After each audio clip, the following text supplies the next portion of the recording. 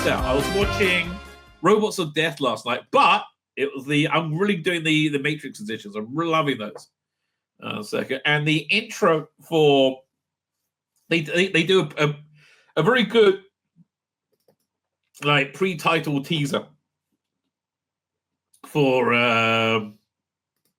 all these episodes. It's basically it's designed for people who are used to the current era to try out classic. I mean, that really is it. So it's edited into that current era kind of style, and very well, like very well. And so you have a pre-title teaser, and then and that thing is like the cliffhanger, right? The cliffhanger screen that goes into. Check out how they did this, how he did this, because I think it's an excellent piece of editing.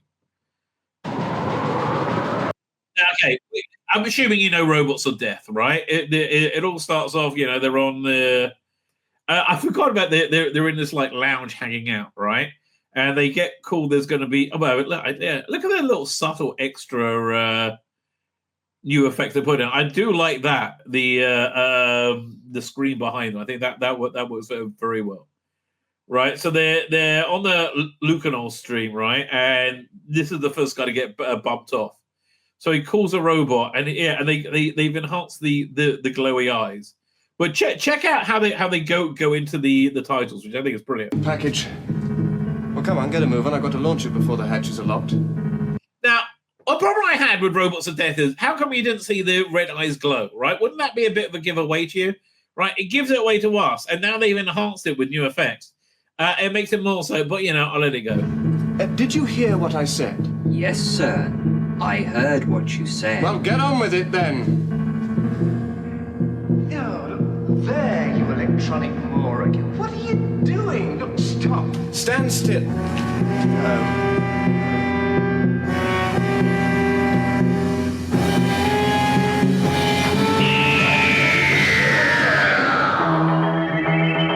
Now that is a fantastic bit of editing, right? That really, really, really sells it, right? Oh, and then the new effect shot they put in here is gorgeous. Check this out. I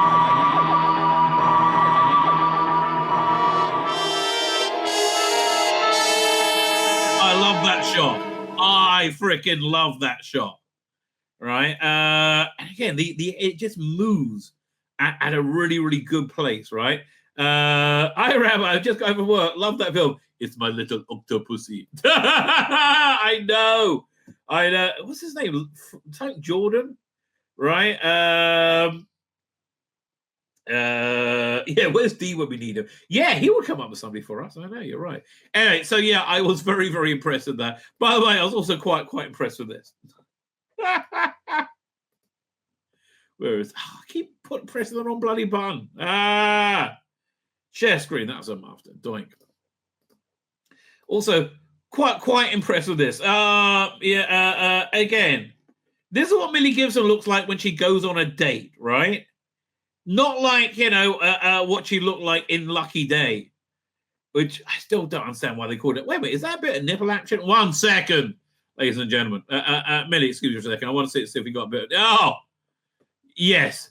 Although she looks like she's got 2 nipples there. What's going on? That's just strange. Okay, Millie, it's okay if you've got 2 nipples. I will put up with that. I'll put up with that because I'm just a good person, right? That's just me. I'm a good person. Certainly not a good person. One of the nastiest racists I've ever encountered ever. God, this guy just lies constantly, right? Gaslights and lies everything, right? And is constantly wrong about everything. Oh, God. Honestly, such a vile person. So this is Trump saying he's putting on 100% tariff on all movies produced outside the United States. Oh, that means you can be filmed outside the US, right? Again, non-US movies. And again, I think it's he's a nationalist in the non-racist way, as far as I can tell. He wants American industry, whatever industry it is, to do well, right? And that's his job. And he seems very, very dedicated to this job. So, Mr. Trilby, of course, if Trump says it, it must be bad, right? There's nothing good about it whatsoever. If this applies to TV, then it is the end of the Disney Doctor Who deal, definitively. I doubt it applies to TV. And do you really think that deal is going to carry on? It seems to be they've made absolutely no inroads whatsoever, right? It seems to be that 100 million they spent hasn't really netted them any viewers or subscriptions, right? I mean, mine maybe.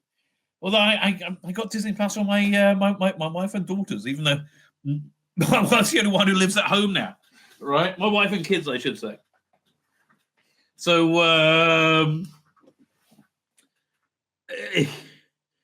yeah, I don't think it's something. If the tariff holds, it's the end of Hollywood. LA has just started rebuilding since the fires in January. They can hardly film anything in the States right now. Again, I think this is all movies produced in the US, not filmed in the US. That would make a lot more sense. But again, it's Mr. Trilby.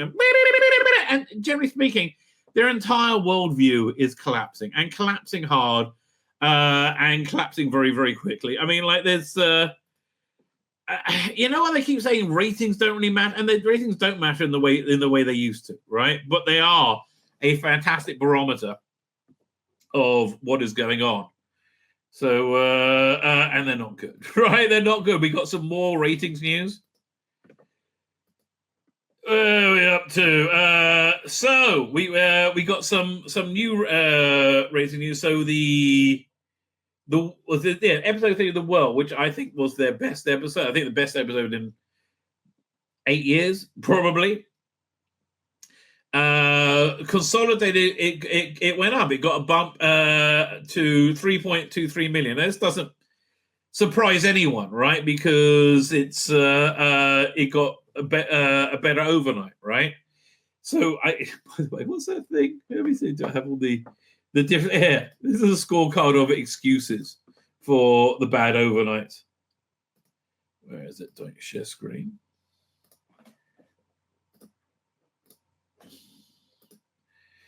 Also, many factors conspire against it, right? Bank holiday weekend and event. That's fair. It's a good weather. And people do not understand how important that is in the UK. Good weather kills your ratings. It certainly did to Capaldi. Live British Got Talent on the other side. Most watched TV show at the moment. Still not huge ratings. Premier League football also on with season coming to a head. Yeah, that's the FA Cup's happening. Is it next week?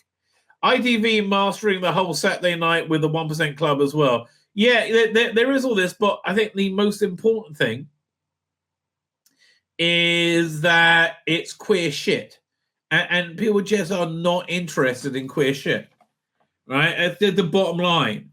People are done with queer shit, right? If I ever write a book about this era, I want to write a book about the Jodie era called Ecky Thump. All right, if I write a book about this era, I'll call it Queered to Death. Because it was. This era has been queered to death, right? So it got a bump of how much? Well, the first week it got a bump of 1.57 million. This week it got a bump of, I got to do the math, 1.23, 1.33, 1.37. So it's a good 200,000 down from what it was in the first week, right? And that's a good. So wait. Let's do the math here for a second. So the first, because the bump between, because people the thing is, people watch it on catch up instead if they're not watching the over. No, people aren't watching it at all, right? So the first week the bump was 1.57. Second week 3.0 minus 1.58. So it went from 1.57 to 1.42. Right, and then it went from 2.23 minus 1.86. Yeah, it's falling by about 50,000 minimally a week, right? So let's say, man, and also, you really should understand that anybody who watched it for I think 2 minutes on iPlayer is considered a view. So I doubt the veracity. I think over here, this tweet has some more information. So third episode of Doctor. By the way, this is a great graphic. Where did you get that from? Docky Who? I like this. This is very cool. Then we've got 230,000 from sort of uptick of 230,000 from episode 2. Yeah, consolidated to this to a slight rise of 3.23. That's 230,000. That's quite a lot of people. But here's the thing: a 340,000 loss from episode 1. The 7-day official numbers. It was behind Britain's Got Talent with a paltry 5.14 and the 1% Club, which has a paltry 4.01. Right, but yeah, it's the trajectory is bad. So next week, I think the consolidators. I think it's inevitable the consolidator is going to be under 3 million. Right? Oh, who's calling me? 1 second. Hang on. I've got to send somebody a message. Hang on. Sorry. I'm in a meeting. Yeah, you're a meeting. Right now. Done in about an hour. Doink. Give or take. Fine, where are we up to? So yeah, it's like it's got a bad reputation. I mean, that's really the bottom line. It's got a bad reputation, and people are just not interested anymore, right? I mean, that's really the bottom line. People are just not interested anymore. As we can see here from the normally very, very supportive and positive Metro Mag, which they're always in, and I think what's this woman's name? Asya Iftikhar, if that's her name, is I think she's been like very, very woke shilly in the past, right? And even that saying, no, Doctor Who's moral lectures are becoming harder to justify. Well, they're harder to justify because Shuni Gatwa is a deeply immoral person, frankly, right? Again, the scenes with him with a kid at the beginning of this episode seem very pedophile to me, right? That's the vibe he gives off. Doctor Who has had a sensational season. No, it hasn't. Despite the naysayers, I worry that the clouds are on the horizon. Well, it's not. I mean, I'm not going to say it like definitively, but it's not going to make it, right? It's not going to make it at all. Because as good as things have been, the show would have been even better if it trusted the audience to understand the moral lesson. Well, yeah, somebody commented on this in my one of my videos, right? About saying, oh, the only difference now is they don't use metaphor as much. Yes, that's a problem, right? That's a problem. Judicat returned for a vibrant second spell as the Doctor opposite new companion Belinda Chandra of Sithru. I don't think he's that vibrant, right? I think he, causes vibrations. I don't think he's very vibrant. His one goal is get home. There's just one problem: the TARDIS can't take them there. So far, so exciting. Not really. In the series already, the space and time traveling duo have been turned into cartoons. It's really didn't work at all. We're going to talk about that a bit tonight. It really didn't work at all. It was kind of cringely embarrassing, frankly. That whole episode just fell apart. The breaking the fourth wall, talking to the companions. Yeah, none of that really worked at all, right? Really, none of that worked at all. Belinda almost died. There's even been almost a false marriage with a vengeful machine. Essentially, it's gotten weird and wacky. It's always been weird and wacky, which is Doctor Who's best. Yeah, they're good ideas, but too much queer shit. When the latest episode written by Pete McTeague, Lucky Day, there's a hint of a potential issue. Well, what's the hint? During Lucky Day, we checked in with season 1 or with season 1 companion Ruby Sunday with a poignant portrayal by Millie Gibson.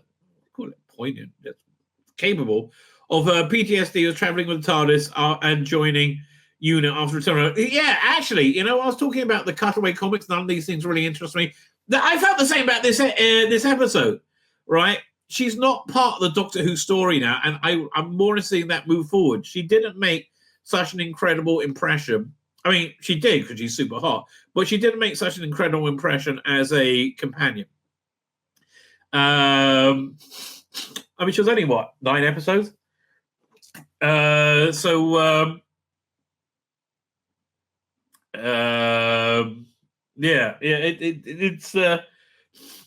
it was a different thing when we see Sarah Jane after like 30 years, right? That was fantastic, right?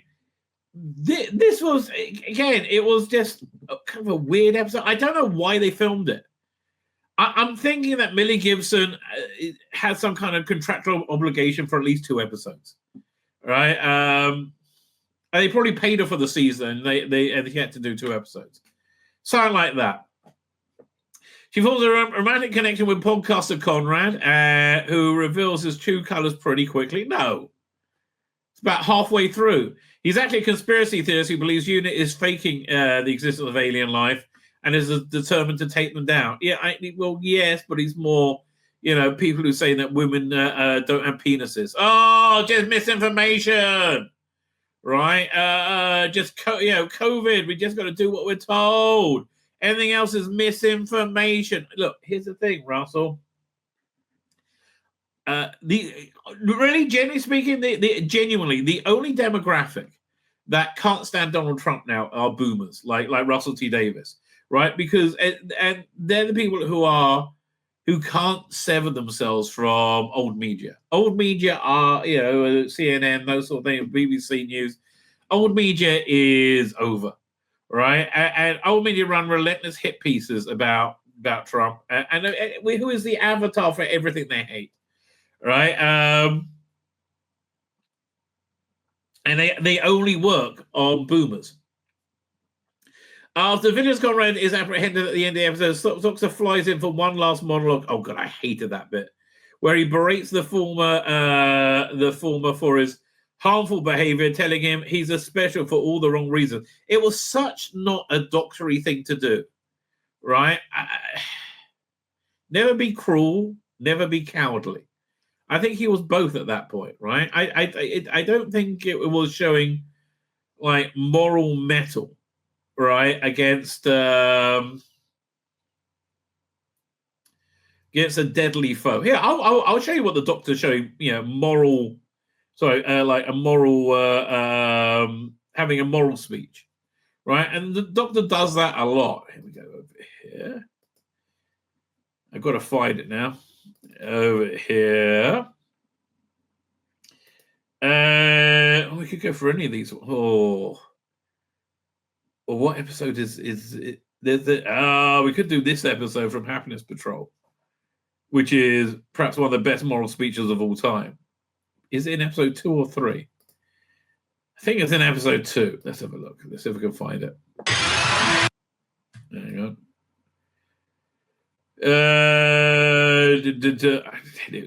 The re-edit they did on this with the new effects was just incredible. Although the Candyman being stuck with lemonade and like such a cheap BBC lemonade bottle. Really? Of course, there's other copies of lemonade you can buy. Hang on. Trevor Sigma. No. But yeah, this is some of the... was the new effect? Oh, did I just miss it? Hang on.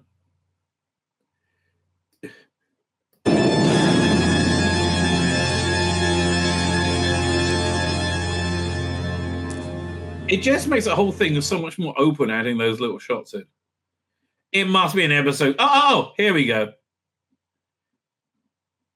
See, this is what the Doctor sounds like when he's doing when he is being.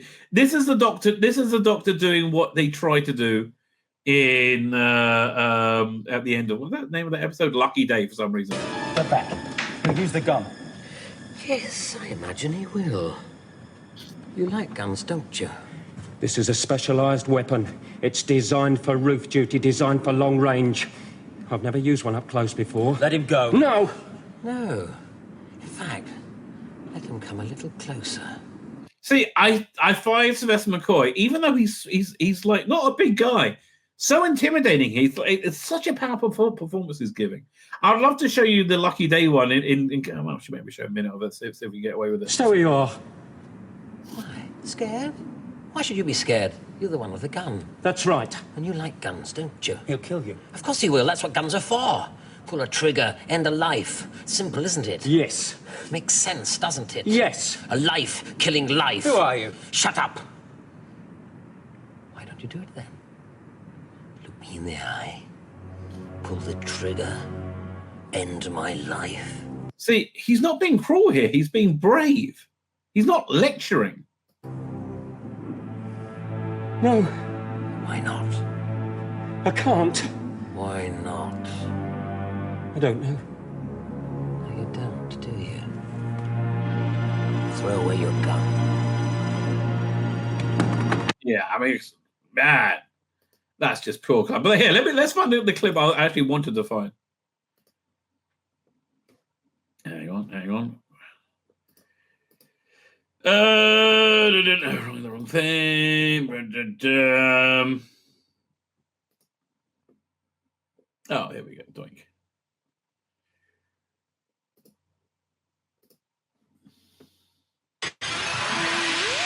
Another bit of Sylvester magic, but this time with the denouement with Morgaine.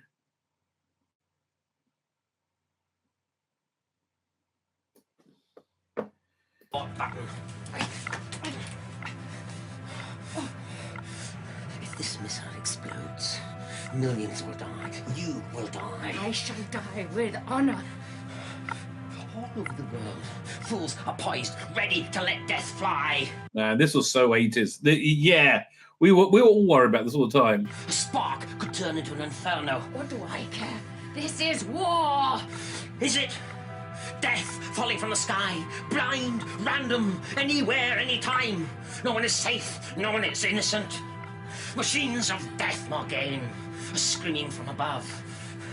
A blight brighter than the sun. Not a war between armies, not a war between nations, but just death, death gone mad. A child looks up into the sky, his eyes turn to cinders. No more tears, only ashes. Is this honor? Is this war? Are these the weapons we would use? Yeah, what a great performance he gave. Tell me! No. See, I just don't understand people hating Sylvester McCoy's time as a Doctor. I thought it was fantastic. Genuinely, I thought it was fantastic. Now, we can't do this for too long because it will. Listen, it's almost certainly going to be have to be cut out of this video. They're going to not copyright strike me, but they are going to copyright zap me for it. Not the well. What was the name of the episode? Oh, here, putting this one over here. Lucky Day.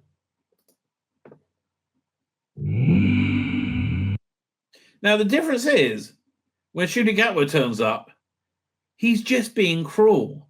You see, I am fighting a battle on behalf of everyday people who just want to get through their day and feel safe and warm and fed. Yeah, it doesn't matter, how much we are deeply perverted and destroying society. We just want to feel safe and warm and fed. And then along comes this noise. All day long, this relentless noise. I mean, look. Shooty Gatwa is the toast of the town in terms of acting, right? He is everywhere right now.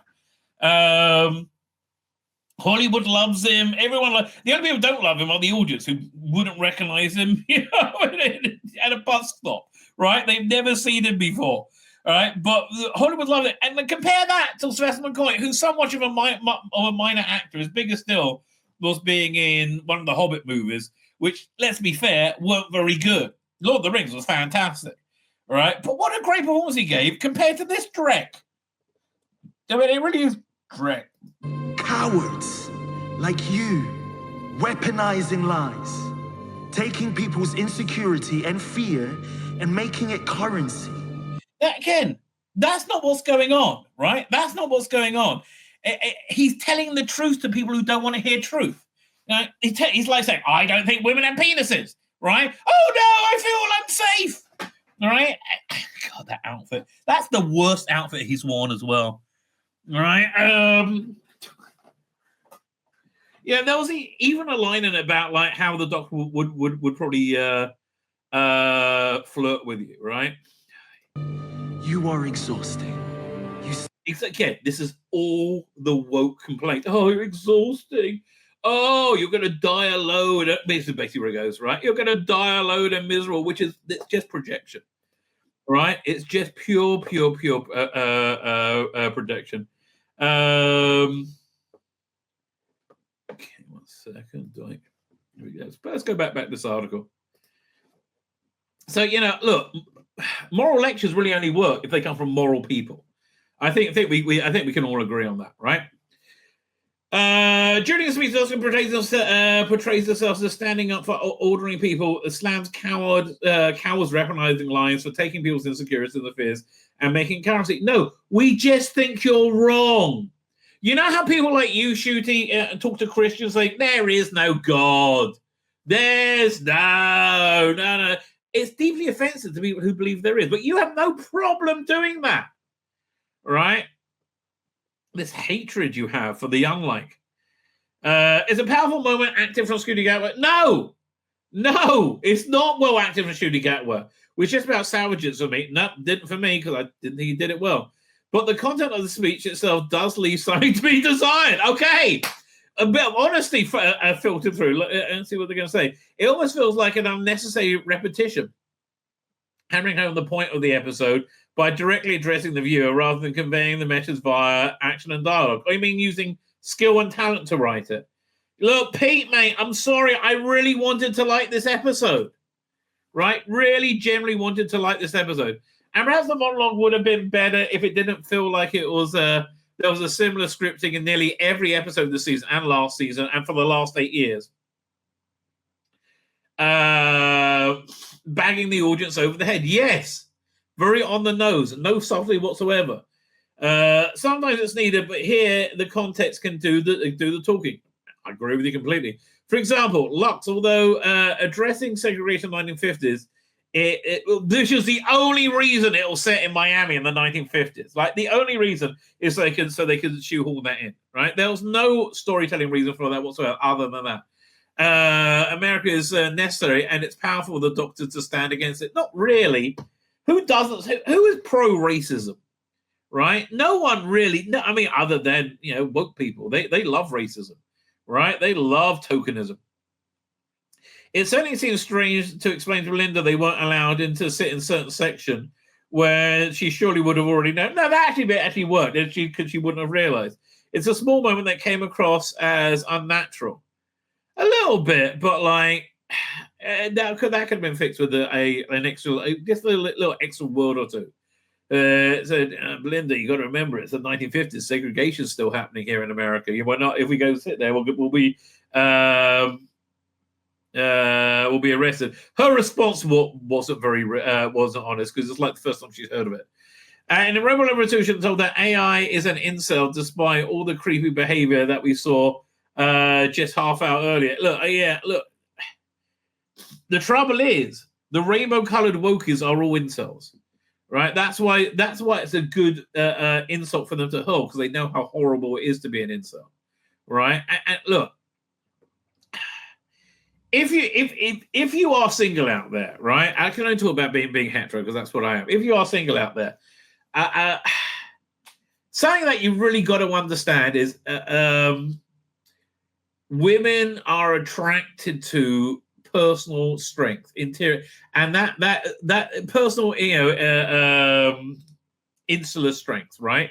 And it goes back to like, that sort of thing will make a good mate. They'll protect your children. But strength, right? Women, generally speaking, like a strength which is displayed as confidence, and the best way you can express that confidence is confidently asking somebody if they want to go get a coffee with you, go get a drink, right? Like you make that move, right? And you got to understand that women basically are as scared as you are. They are, right? But you getting over that fear generates respect, right? And will get you a date, right? And as long as you're not a massive arsehole, right? And you listen to your date, listen to what your date is saying, and show interest, right? These are all very important things, right? Don't be fawning, don't be simpering, but be respectful. These are ways you can avoid being an incel. And look, the people today, again, the woke crazes, right? They have no respect for themselves. They have no respect for anybody else. That's why they're all so angry, right? How do I pronounce this name? I'm sorry, I don't know how to pronounce your name here. Yeah, what's it? What is this? Coanlery? I can't pronounce. I'm sorry. I really genuinely apologize. Lux did it better than Rosa. I agree with you. Oh boy, do I agree with you. Yeah. That's very, very true. The first thing was no different from a lengthy speech about loving yourself in Space Babies to both the Dr. and Ruby reiterating the point about Ruby's biological mum being completely ordinary is the reason why she's so wonderful and the reason the show was so shit. But of course, as a family show, there needs to be a certain level of exposition to be able to make sure the message is translated to all age ranges. It got by fine for like 50, how many years? 53 odd years. It did fine. Oh, then came Jibs. Then came the insane BBC. Of course, it's out. So these are messaging in episodes like Boomtown and Dalek, which explored morality of killing in an enemy without quarter. Well, look, the best time that was explored. We go. Now again, am I going to be able to get the right episode? I think so. I'm going to go for. I think this is episode 6. Let's see. Here we go. Doink. Oh, it doesn't work. This is the codec's bad. Let me try again. Really? I'm surprised it doesn't work. No, it's not the hell. Let's see if we can grab it from YouTube. Oh, so hard to type without saying what I'm saying. Oh, yeah, that came right up. Maybe it's the right thing. Yes. I'm still enjoying Andor, by the way. There's an ad for it just came up. I really enjoy it. I don't think they can afford Mads Mikkelsen for an episode. Yeah, let's say share screen, video file.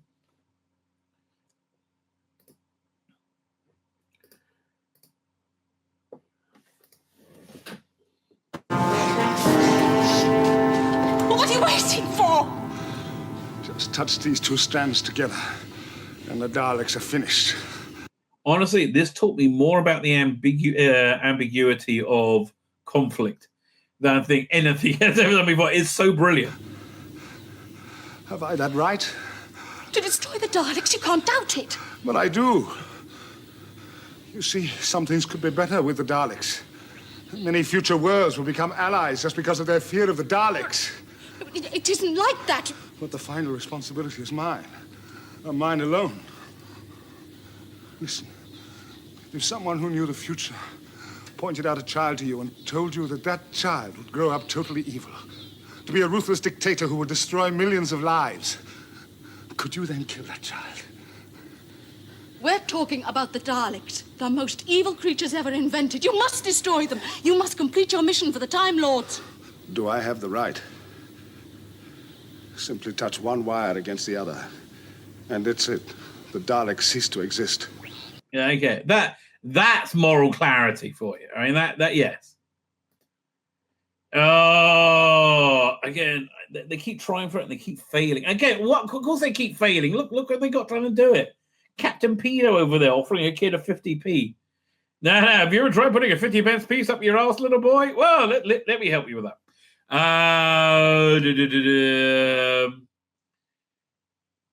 Boomtown and Dalek explore the morality killing without quarter. And Waters of Mars, which reckoned with the Doctor's dangerous perchance for power trips when left alone too long. I didn't really like that about Waters of Mars, quite frankly. Of course, there are episodes scattered throughout every era where the message is laid out explicitly, even in clunky terms. Not really. I'm sorry, no. I disagree. You know, I fundamentally disagree. I don't think that's the case at all. Like Dot and Bubbles outrage. Well, okay, yes. Shooty Who or like any Doctor Who after 2017. Yeah, then it's yes. Yeah, if you want to point to more of your shit show Doctor Who, yes, I can understand that. Like Dot and Bubbles' outrage and the Doctor's anger in Lucky Day has been dampened by spoon feeding the point in almost every episode. That's true. Especially in Lucky Day. The trouble is, Rusty Davies is past it. In my opinion, he is just past it. Especially in Lucky Day, there's been far more discourse on the impact of a unit's perceived untouchability as a military organization, which will hopefully be explored in the spin-off The War Between the Land and the Sea. And I'm pretty sure The War Between the Land and the Sea was meant to set up things for season 3, which ain't going to happen. I mean, I don't know. I keep assuming it's not going to happen. But, again, I can't say that definitively. I've been surprised by it. It just seems logically it can't happen. Right? Or maybe it will. Maybe it just move straight to Amazon. I don't know. This is certainly not a criticism of the show's attempt to explore difficult topics. Well, you should criticize that because, honestly, it's not really the place to explore what you're calling difficult topics, right? What you're calling difficult topics are things that 95% of the population reject and 5% think are the most important thing in the world ever, right? That's what a difficult topic is. That's what you're referring to. By giving a lighter touch to exposition and moral diatribe, gives it more gravitas to the complexities that it offered, while trusting Shooter's ability to convey emotion. He can't. Look, Shooter is not a good actor. People say, "Oh, it's just the material." I've seen no evidence whatsoever that he's a good actor. Like none at all. His ability to get with a simple look, one would go a long way in making the episodes flow by without feeling slightly patronized. I feel extremely patronized. See, here's the thing: it's not that you're morally lecturing me. I'm being morally lectured by my moral inferiors, and I'm not really up for that at all. I don't feel like Malcolm Hughes was my moral inferior. I disagreed with his worldview, but I didn't feel like he was my moral inferior. Which, yeah, yes, he is. Bottom line, and not him. Yeah, the Rusty Davies is shooting at where is. As mentioned, the show does have a long history of making the point explicit. Well, I've shown you episodes when they did it very, very, very well. But making it slightly rarer and more nuanced delivery will allow those necessary end of episodes and small moments to feel more powerful. You mean don't write it like shit? Right? You're saying don't write it like shit. That might be good advice. Former Companion says, and I think his criticism is wrong here. Former Doctor Who says, current series, too sophisticated. Stories used to be very simple. I don't think I think the stories this is by Peter Purvis. I think his stories were far more sophisticated than Shooter's. Like this here is just dumbed down, right? Peter Purvis weighs in on Modern Doctor Who at the opening of a new exhibition. Former Doctor Who's Peter Purvis has described the recent series of sci-fi drama too sophisticated for his liking. You mean you don't understand it? Yeah, it's because they're talking shit most of the time. In comparison to his earlier episode, which were easy for kids to understand. Okay, no one can understand this. No one can look at it. Yeah, let's see if I can. Do I have this? Do Do I have this episode? Let's find out. No human being possesses the ability to understand. Like, not even King Solomon. He'll be like, what? That makes no bloody sense. Where is it? Could this be it? I think this might be it. Yeah, let's go for this one.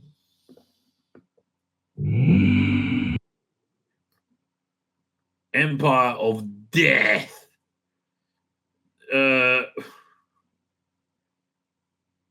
Wait. I want to see Lenny Rush and his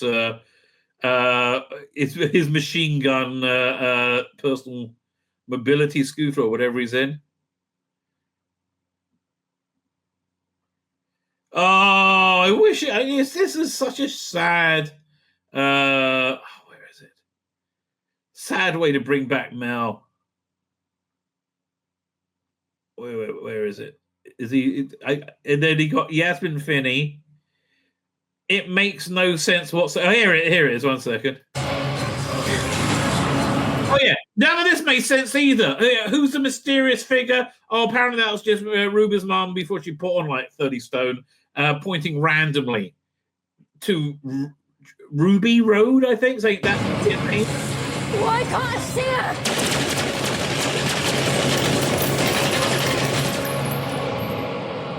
Oh, wait, no. I got to see the Lenny Rush moment, which is I just find hilarious. It's such a bad idea. Is this it? On our way back, try to contain that thing. I bring Sutek's dust. Open fire! All weapons! Like, Sutek's gift of death was called Sutek's dust of death and boring. Yeah, like, what? Again, why is Yasmin Finney there? She's standing there poking at the iPad. God, this is such shit. So Peter Rose looking at this going, what's going on? None of this makes any bloody sense. And I guess that's the Flinks or the... Like, again, she's standing there calmly. I say she. Standing there calmly, poking her iPad. That doesn't look too bloody impressive to me, darling, okay? So people's proposers going, like, what? This doesn't make sense. It's badly written. It's not that it's hard to understand. The actor then played Space Pilot Stephen Tennant in the long-running series, appearing in 45 episodes? Wow. Comprising 10 story arcs as a companion to the first Doctor, William Hartnell. Person appeared at the Peterborough Museum and Art over the weekend as the venue opened up a Doctor Who exhibition titled Adventure in Time and Space, featuring a wide range of props on the show. He cut the ribbon to signify the official opening of the new attraction, which is set to remain until 3rd of November, which has gone to 23rd, right? Or 24th, maybe. And also made some comments about the state of Doctor Who. Peter Purvis regards the era Doctor Who as far too sophisticated for my simple brain. Sophisticated, not the storytelling, the weird life choices that they highlight. Yes, chicks with dicks. That's so sophisticated. Well, paying tribute to the approach of the original run, we used to have a series that was very simple. You went in there, you had a cliffhanger at the end of the episode, and you followed a week and picked it. Yeah, it wasn't simple. It had a clear, cohesive plot, which you don't get nowadays because you've already got to shoehorn in how people who use wheelchairs are people too. And I wish I knew who was anti-wheelchair people. Like, no, none of those wheelchair cunts for me on TV. Who is like that? Have you ever heard anybody go, oh, fuck me? Oh, another fucking wheelchair user on TV. No one said that. Ever. So he said he stopped watching it during the John Pertwee years. I don't like the series because it's got I didn't like the series because it got embedded in England, he recalls, which a lot of people think is fabulous and great. It just wasn't me. I'd lost what Doctor Who was all about. That's an interesting perspective. I remember being in America at a convention. A woman came up to me and said, I've been trying to get my son interested in watching classic, but he won't watch it because he thinks the television's broken because you've got all these black and white pictures. Well, I do think he's right there in these colorization for people to watch it. I just strongly disagree with the edits they do, which are, generally speaking, awful. Speaking of things that are, generally speaking, awful, let's go back to, what was that episode called? Lux. One of the cringiest aspects of this episode. God, the cover just says it all, doesn't it? Direct action, no.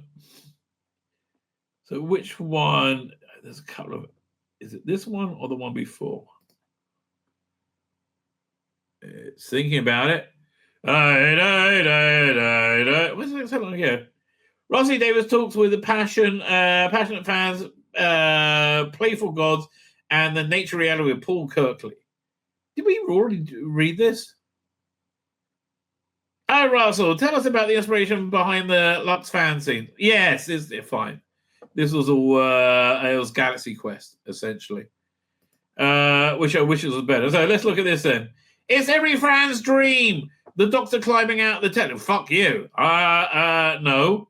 I mean, like, that's not my dream at all. I mean, I wouldn't mind, like, going in the TARDIS, but I wouldn't want to climb out the fucking TV like Ring. If mine, no, that's not my fantasy. My fantasy, generally speaking, involves Verada Seether and Millie Gibson wearing schoolgirl outfits with ridiculously high heels, slutty makeup, and fishnet stockings. Right? Why? You don't want to know why. You don't want to know why, but that's essentially my fan. Oh, no. Stop. Take it back a one. Millie Gibson, totally as a schoolgirl. Yes, that worked. Verada Seether as a teacher with a cane. That works a lot, right? That works a lot. You've been bad, Millie. Now we must punish you, right? That will be my fantasy. Watching Shooty Gatwa climb out my TV. I'll be like, oh, fuck me, no. Shooty, don't try and suck my dick. I don't want it.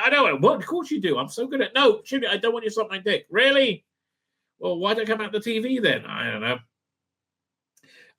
But we should be careful what we wish for. Paul Kirkley joins the cast and crew of Lux as they celebrate the most mind-boggling meta moment in Doctor Who history.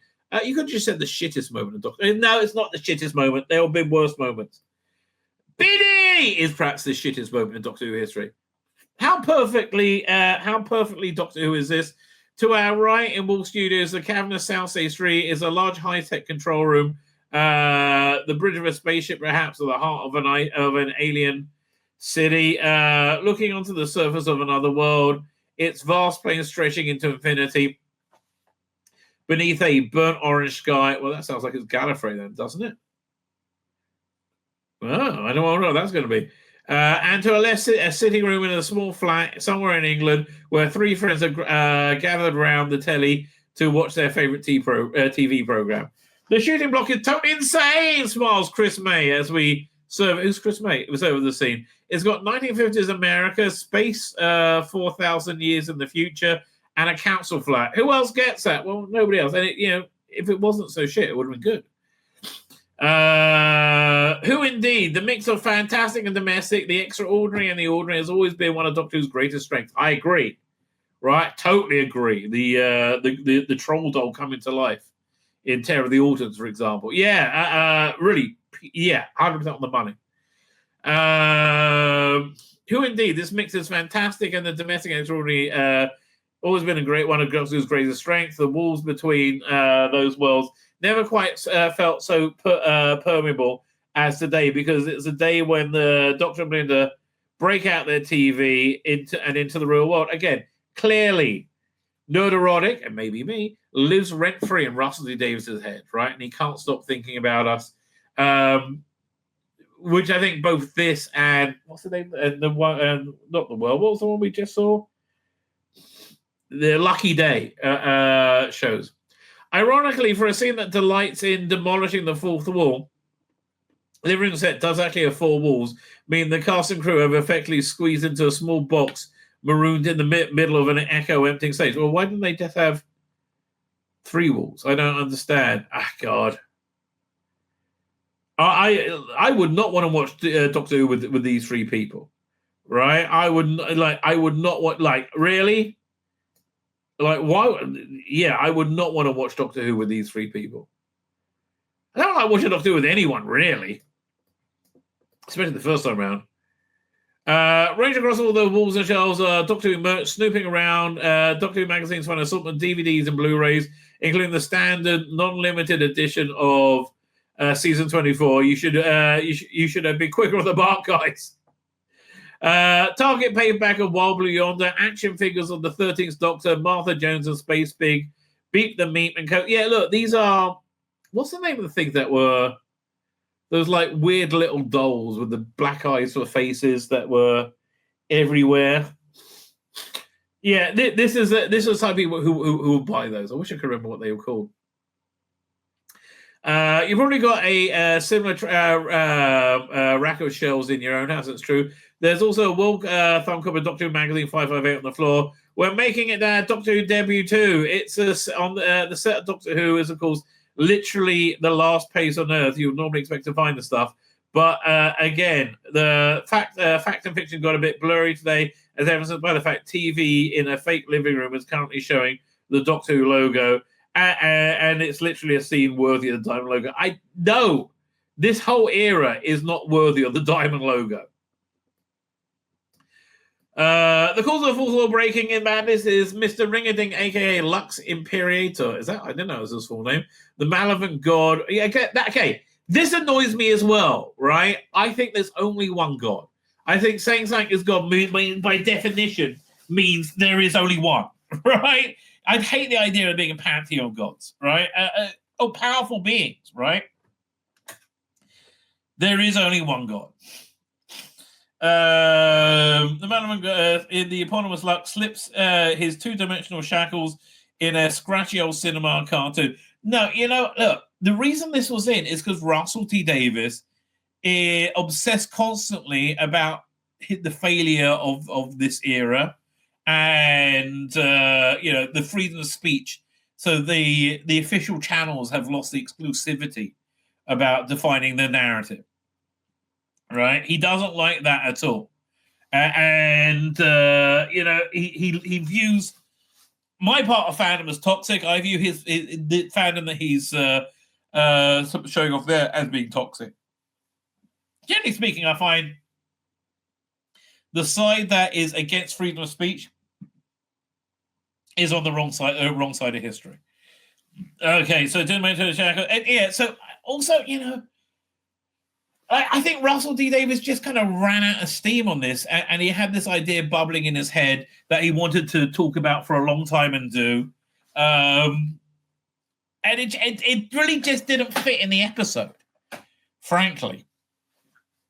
I think really the episode should have been about that. Maybe they could have done something more with this one because it's dealing with the same topic, right? Although, again, it was just a bad idea. Like, once a show breaks the fourth wall, it's on its final season.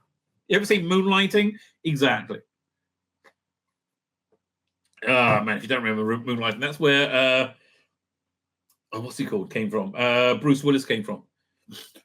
Once Mr. Ring-a-Ding breaks his fourth wall, the fourth wall keeps breaking, explains the episode's writer Rossi of how we arrived at today's extraordinary scene in which the Doctor and Belinda climb out of the TV, the room of Godsmack Doctor Who fans. First, though, they've got to get into the telly, which is why the technical crew are currently trying to project footage of shooting Gary and Verada see-through, shot 6 weeks earlier onto a TV screen. It's a fiddly business and reassuring familiar one from the studio footage of early Doctor Who when the Vision mixer blah blah blah blah blah. Oh God, I'm bored already. It's good to know the highly skilled technicians that find the stuff confusing as well. Shooting Verada arrive on set. Her silk dress and vintage updo. Verada brings a touch of 50s Hollywood glamour to chilly Cardiff, as long as you don't look down at her furry Ugg boots. While Shooty is in a black cover coat with a poetry-style slash of livid scarlet. Makes a business of staying warm. Okay, fine. He's wearing a coat. Okay. And yeah, look, Verada see-through looks great. Have you noticed their eyes are not going in the same, are not making the same point? They should have been looking at the same thing. Yep. Certainly and possibly they're in Doctor Who, so why wouldn't you dance? This is so much fun being shooty on the cootie. Approach of nothing. Well, that sounds fair.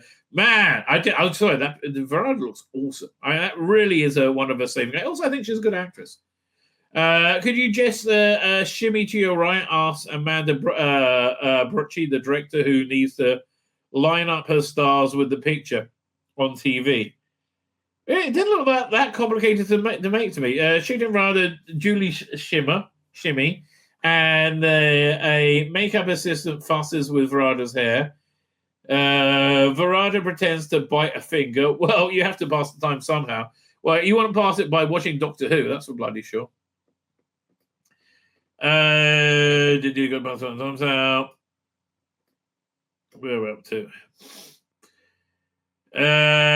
With the tricky TV exit in the can, it's time for the actors playing the three Doctor Who fans. Steph Lacey played Robin, Samir Arian Hassan, and Bronte Barbie Lizzie.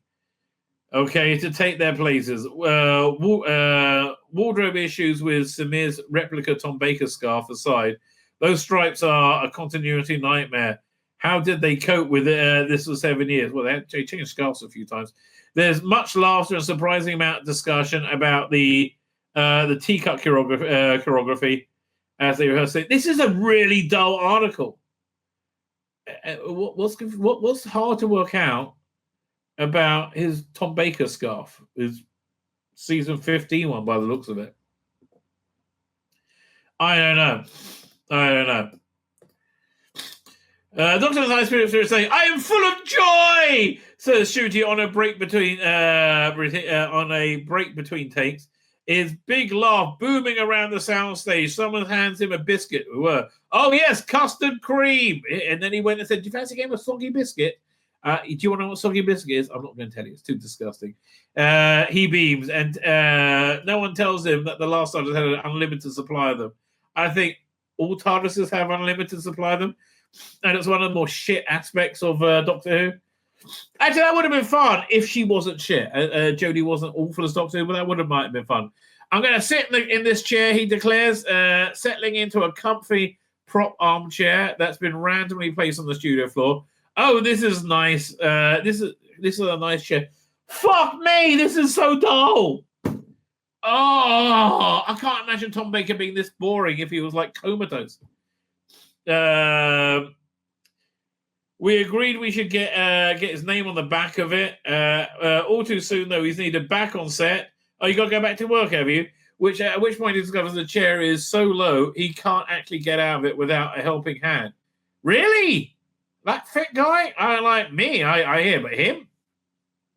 Let's never speak of this in front of the Daleks. Okay. Recording gets underway again, only to be interrupted by a mysterious knocking sound. Echoing around soundstage 3, probably Shooty banging some producer somewhere or another. Amanda calls cut, but no one can work out what it is. The suggestions range from a seagull on the roof or rafters to the monster from midnight. Okay, that one's us. Eventually, the creature moves on, and they find a new prey. Chips of blah blah blah. God, is there a point to this? OMS, says Shooty after the fans declare their undying love for Doctor Who. Yeah, we love Doctor Who. You're shit. Right? What a beautiful scene. And they do it so brilliantly, he tells Bronte, Steph, and Samir.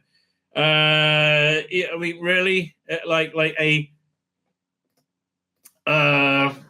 trio of diversity hires. I've never seen more, there will be more of a diversity hire than these three. Right? It's like diversity hire times 1 billion.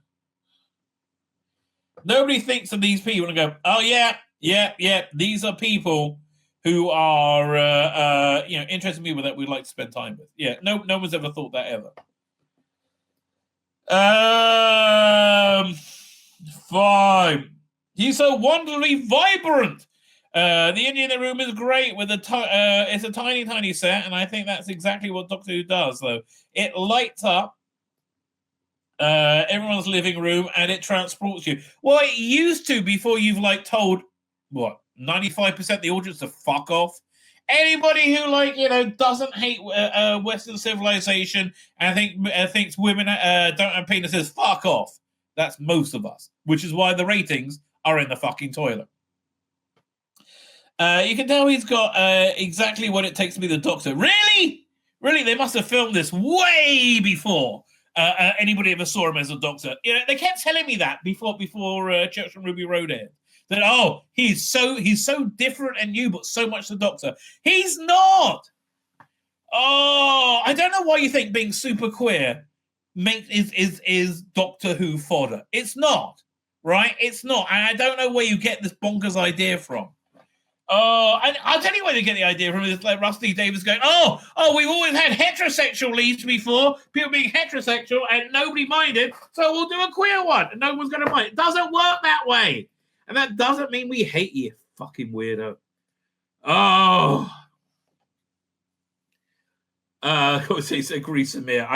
Samir, I am never going to trust a word that you say. He's just got that look in his eye. That look in his eye is saying, I want you to come in my mouth. Right? That's not saying, do you want to have great adventures in time and space?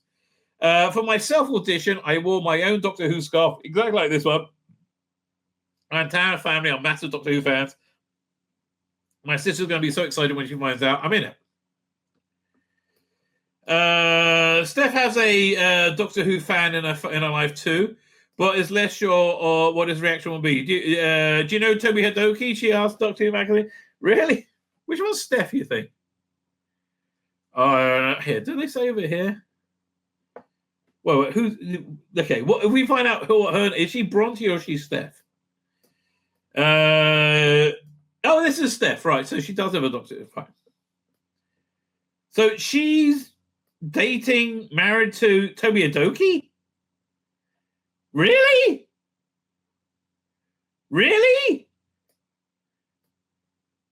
I love Toby. I'm a really good friends with her partner, Shirley, his partner. They live around the corner from them in Manchester. So I see Manchester, as I understand it, is like the British version of Chicago, right? Like Labour, they could put up a donkey on the ballot, put a Labour rosette on it. That's going to win, right? That's what I said Manchester to be like. But Toby doesn't know what I'm doing. I wonder if he likes this Doctor Who, because you can never tell. A lot of time, people who don't like him but they work in the industry, they will say they do because they like to work. But I think most people just hate this, don't they? I'm really excited to tell him, but also slightly dreading it. Bronte Verpart had been swatting up on her alter ego specialist subject. My character says she's seen every episode, which would have been a push to get that fast before I started. But I've done a lot of cramming. There's a lot of responsibility to... Okay, I agree that Matt Smith, it was a good idea for him to watch at least one story from each Doctor to get the through line of the character. Bronte, we don't need you to watch every episode, right? There's a big responsibility of representing fandom in all its myriad diversity on screen. How about showing white straight men, right? Are we that diverse? No, that's too diverse for you. It's not about doing a mad fan thing. It's about, if you're going to be one of these fans, you've got to have purple hair and hate any idea of normative relationships. The big responsibility of representing fandom, blah, blah, blah. It's not about doing mad fan thing. It's about what the show means to people. So we've been able to be really careful with that. Yeah, okay. I don't understand why you'll be careful with this. We've been really careful with this thing that fucks everything up and destroys Doctor Who. Well, we've been careful with it, right? Super duper careful. It's a huge community to You're not representing us. to represent. You got to stop with this representation shit, right? You're just playing people. You're not representing anyone. So there's a lot of pressure, agrees Samir. How about this, Samir? Are you going to represent your community by being a drama about a Muslim rape gang? Yeah, I think, no, do we say Pakistani rape gang? Or is it Pakistani Muslim rape gang? Right? Are you going to represent your community? No, that's not the sort of representation you want. It's lovely to see a portrait of fans. You really see their passion and their love for the show in this scene. And they're heroic. They're prepared to die for him. We've spoken about it, Bronson, Samir, and I. And who's the I? I guess it must be, what her name? Steph, right? About how much this means to all the characters, says Steph, and actually to be able to do that for Doctor Who, for a world that's an incredible thing. It's the biggest sacrifice, not Bronte. These are very warm characters who are really human, and Doctor Who is their happy place. It's their safe place. Yeah, I know. We used to be mine, and then he bullied out most of the world. It's anything you might attach yourself to that makes you feel happy. Because feeling happy is the only thing that matters, right? Being moral, being good, no. Being happy, that's all that matters. You can really tell they found each other, they found their people, they're willing to do anything for the Doctor and for each other. Oh, you tend to find people who have the similar interest to you and hang out with them. Like my wife, I talk to her about Doctor Who sometimes, about stuff that's going on. But like, it's not really a thing. She's not that interested in it. That's why I like having this channel. That's why I like, going on Dan's channel. Right? I like hanging out with other Doctor Who fans, but like, it's not a surrogate for a family, which I think it is for a lot of these types of fans. It's an honor to be part of it, really. She adds, when I got the audition, I read it. It was a Doctor and thought, Doctor Who fan thought, oh my goodness, there's so much writing on this. You getting a job, I guess. It has to be pitched perfectly. I hope we've done it justice. Look, the actors didn't do a bad job. It's the casting really said more than anything else. Like, why couldn't you just have a white guy there, right? A white? No. We don't want those fans. As a Doctor Who fan, I'm just geeking out, grins Samir. Looking about for the soundstage of the Alien Vistas Beyond, Far Beyond Water. Every time you turn around, there's something new. It's so exciting. I can't believe we get a little place in Doctor Who history, agrees Steph. It's crazy. I feel incredibly grateful. Well, you should do, I guess. I mean, again, a job's a job, baby. But let's have the last word. Give the last words to the man who put Doctor Who inside the telly in the first place. Not Mr. Rusty Davis. I love this whole sequence, says Beebin. Oh, yes, we get to tell people I don't like them very subtly. But I do it much less subtly in 2 weeks from now. I keep watching and thinking I could have written this as a half hour, as an hour and a half or a 90-minute, as a half an hour or a 90-minute stage play. I'm actually a bit sad the experience has condensed down to 3 minutes. Maybe I'll go back to my living room or something. Do that. That's what Stephen Moffat did after he left Doctor Who. He started doing theatre. Do that. When's the next issue of Doctor Who magazine come out? May now. Hooklight just has not interested me in any way, shape, or form. I listened to the first couple of episodes. No. When's this out? You get a free Target book. Well, I won't because I get digital. The Truth About Mrs. Flood. I don't really care. May 22nd. Oh, so we got a couple of weeks ago, right? Couple of weeks, which means I think what's the name's out next? So I think SFX will be out next week. That'll be something to look at. No. Okay, fine. I think. My name's Tzvi Lebetkin, the Rabbi from another planet. Please like, share, and subscribe, and ring that little bell. Ring the little bell so you're notified when new videos drop.